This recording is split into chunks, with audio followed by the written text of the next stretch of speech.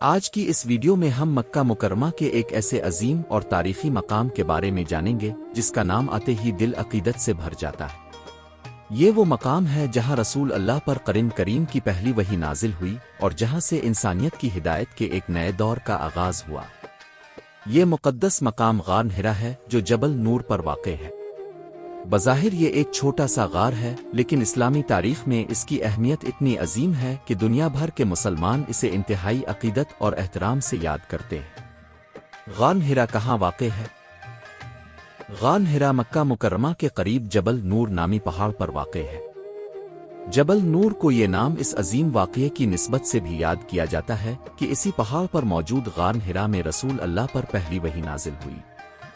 غار تک پہنچنے کے لیے پہاڑ پر چڑھنا پڑتا ہے۔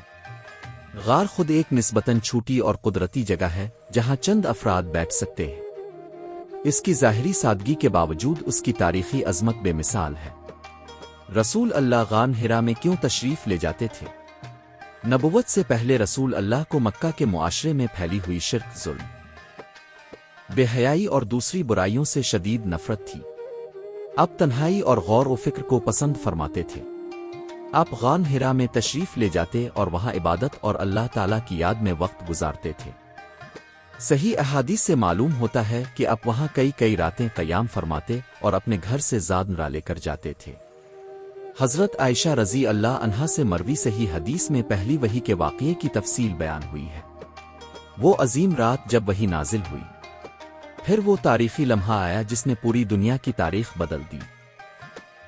رسول اللہ غار حرا میں تشریف فرما تھے کہ حضرت جبرائیل علیہ السلام اللہ تعالیٰ کا پیغام لے کر حاضر ہوئے۔ انہوں نے عرض کیا، اقرأ، یعنی پڑھیے۔ رسول اللہ نے فرمایا کہ میں پڑھنے والا نہیں ہوں۔ اس کے بعد حضرت جبرائیل علیہ السلام نے دوبارہ فرمایا اور اللہ تعالیٰ کی طرف سے قرآن کریم کی ابتدائی آیات نازل ہوئی۔ ترجمہ: پڑھیے اپنے رب کے نام سے جس نے پیدا کیا۔ اس نے انسان کو الگ سے پیدا کیا۔ پڑھیے اور آپ کا رب سب سے زیادہ کرم والا ہے، جس نے قلم کے ذریعے تعلیم دی۔ انسان کو وہ سکھایا جو وہ نہیں جانتا تھا۔ یہ قرآن کریم کے نزول کا آغاز تھا۔ پہلی وحی کا پیغام کیا تھا؟ غور کیجئے کہ قرآن کریم کی پہلی وحی کا آغاز اقرأ یعنی پڑھیے سے ہوا۔ یہ اس بات کی طرف ایک عظیم اشارہ ہے کہ اسلام علم، شعور اور حق کی معرفت کی دعوت دیتا ہے۔ لیکن یہاں صرف دنیاوی علم مراد نہیں، بلکہ ایسا علم جو انسان کو اپنے رب کی پہچان دے، اپنے مقصد زندگی سے آگاہ کرے اور اسے اچھے اعمال کی طرف لے جائے۔ پہلی وحی کے الفاظ میں انسان کو اس کے خالق کی طرف متوجہ کیا گیا، یعنی علم کی ابتدا اللہ کے نام سے اور اس کی معرفت سے ہونی چاہیے۔ پہلی وحی کے بعد کیا ہوا؟ پہلی وحی کے بعد رسول اللہ پر اس واقعے کا گہرا اثر ہوا۔ اب گھر تشریف لائے اور حضرت خدیجہ رضی اللہ عنہا سے فرمایا کہ مجھے چادر اڑا دو۔ حضرت خدیجہ رضی اللہ عنہا نے آپ کو تسلی دی اور آپ کی عظیم شخصیت، صلہ رحمی، کمزوروں کی مدد، محتاجوں کا خیال رکھنے اور حق کے ساتھ کھڑے ہونے جیسی صفات کو سامنے رکھتے ہوئے آپ کی حوصلہ افزائی فرمائی۔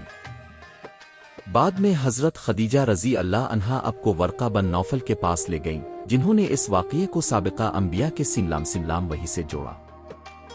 غار حرا اور قرآن پاک میم۔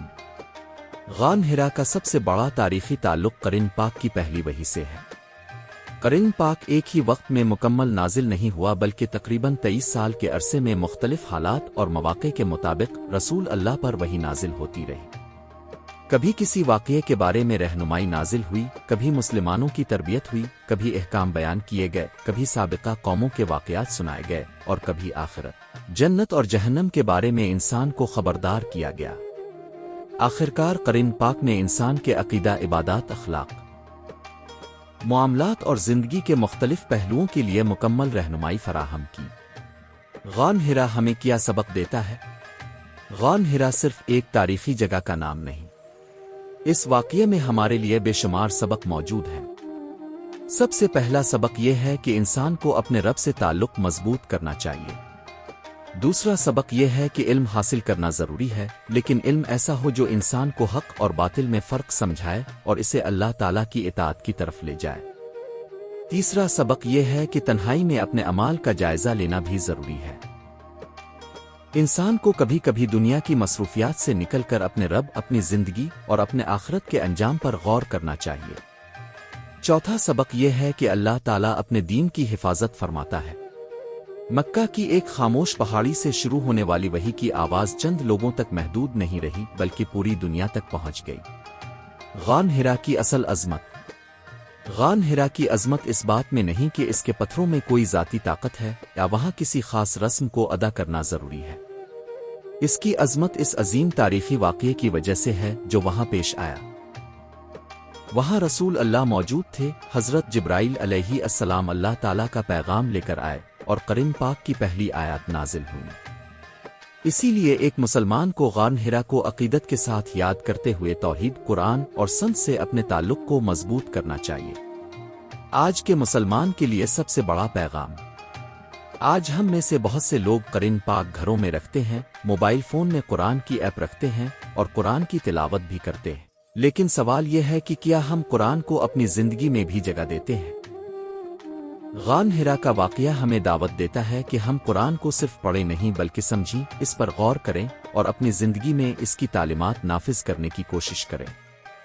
اگر پہلی وحی کا پہلا لفظ اقرت تھا تو ہمیں بھی چاہیے کہ ہم علم حاصل کریں، قرآن پڑھیں، اس کا ترجمہ سمجھیں اور اپنے رب کو پہچاننے کی کوشش کریں۔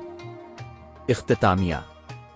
ذرا تصور کیجئے، مکہ کی وہ خاموش رات، جبل نور کی وہ بلندی، غار ہرا کی وہ چھوٹی سی جگہ، رسول اللہ کی تنہائی اور پھر حضرت جبرائیل علیہ السلام کا اللہ تعالیٰ کا پیغام لے کر آنا۔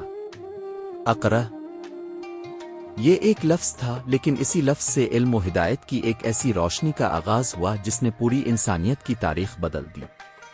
غار ہرا آج بھی ہمیں یاد دلاتا ہے کہ ہمارا اصل مقصد اپنے رب کو پہچانا، اس کی عبادت کرنا، قرآن کریم کو سمجھنا اور رسول اللہ کی سنت پر چلنا ہے۔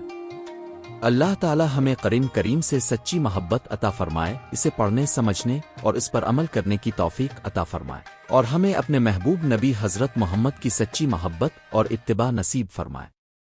آمین رب العالمین۔ اگر آپ کو یہ معلومات پسند آئیں تو ویڈیو کو لائک کریں، اپنے دوستوں اور اہل خانہ کے ساتھ شیئر کریں۔